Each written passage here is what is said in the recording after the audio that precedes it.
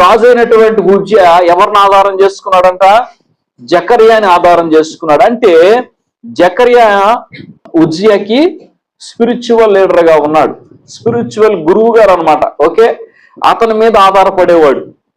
ఈయన ఏం చేశాడంటే పద్దాక దేవుని గురించే చెప్తూ ఉండేవాడు, దేవుని గురించిన మాటలు చెప్తూ ఉండేవాడు.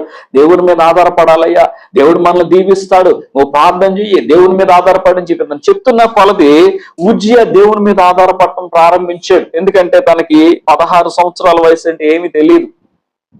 మనము ఈ స్టోరీ నుంచి నేర్చుకోవాల్సింది ఏంటంటే యవనస్తులకి ఆత్మీయమైనటువంటి లీడర్షిప్ అనేది ఉండాలి. ఎందుకంటే వాళ్ళు రకరకాలుగా ఉంటది, వాళ్ళ మైండ్ అనేది ఎలా ఉంటదంటే యవనస్తుల యొక్క మైండ్ ఒక చోట కుదురుగా ఉండదు.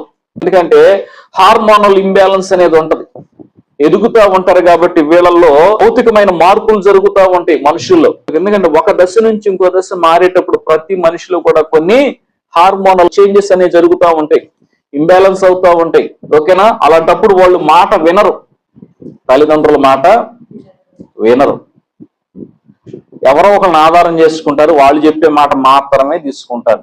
ఇప్పుడు ఇతను తండ్రి మీద ఆధారపడదామంటే తండ్రి లేడు, తండ్రి చనిపోయాడు. ఓకే, ఎవరి మీద ఆధారపడ్డాడంటే తెలివి కలిగినటువంటి జకర్యా దినములవి. హల్లెలూయా. జకర్యా మీద ఆధారపడ్డాడు, దైవజనుడిని ఆధారం చేసుకున్నాడు.